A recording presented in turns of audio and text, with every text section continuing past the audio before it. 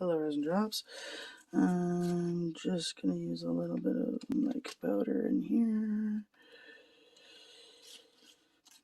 And there, just like that.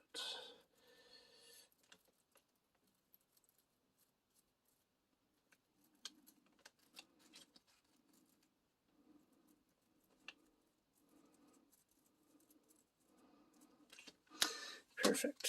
Now I just use up what we have left in here and pour it all into this mold.